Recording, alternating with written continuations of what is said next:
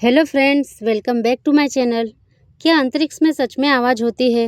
एक ऐसा सच जो आपको चौंका देगा। अगर मैं अभी ज़ोर से चिल्लाऊं तो आप मेरी आवाज़ साफ सुन सकते हैं। लेकिन सोचिए, अगर यही चीख अंतरिक्ष में लगाई जाए तो क्या होगा? क्या आवाज़ लाखों किलोमीटर तक गूंजेगी या फिर पूरी तरह गायब हो जाएगी? अगर मैं अभी ज़ोर से चिल्लाऊं तो आप मेरी आवाज़ साफ सुन सकते हैं। लेकिन सोचिए, अगर यही चीख अंतरिक्ष में लगाई जाए तो क्या होगा?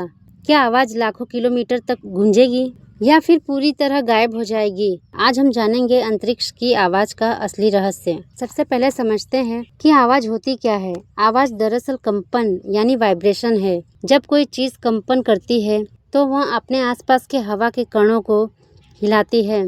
आज हम जानेंगे अंतरिक्ष की आवाज़ का असली रहस्य। सबसे पहले समझते हैं कि आवाज़ होती क्या है। आवाज़ दरअसल कंपन यानी वाइब्रेशन है।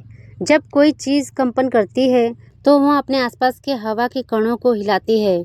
यह कंपन एक कण से दूसरे कण तक पहुंचते हुए हमारे कानों तक आते हैं और हमें आवाज़ सुनाई देती है।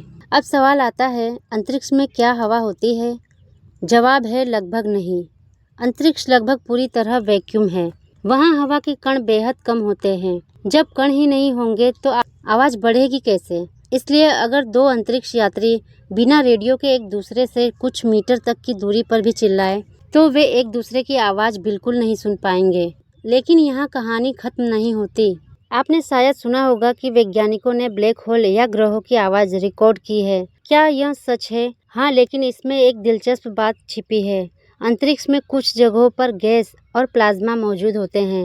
वैज्ञानिक विशेष उपकरणों से इन तरंगों का डेटा रिकॉर्ड करते हैं और फिर उन्हें ऐसी आवृत्ति में बदलते हैं जिसे इंसान सुन सके। यानी जो अंतरिक्ष की आवाज़ हम सुनते हैं वह सीधे हमारे कानों से सुनी गई आवाज़ नहीं, बल्कि वैज्ञानिक डेटा का ऑडियो रूप होता है। तो अगर आप बिना स्पेस शूट के अंतरिक्ष में होते हैं तो क्या बिल्कुल सन्नाटा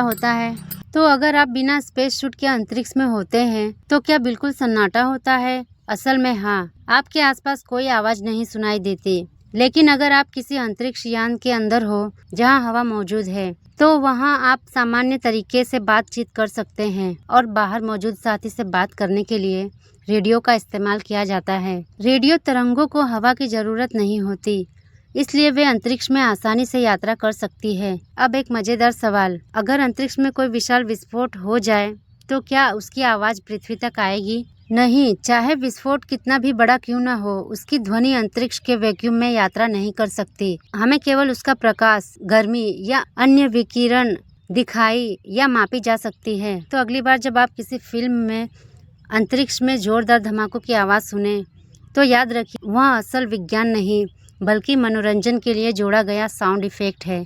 अगर आपको ऐसे ही विज्ञान के रोचक रहस्य जानना पसंद है तो वीडियो को लाइक, शेयर और सब्सक्राइब करें और कमेंट में बताइए अगला रहस्य किस विषय पर जानना चाहोगे। मिलते हैं अगले वीडियो में एक और हैरान कर देने वाली वैज्ञानिक सच के साथ।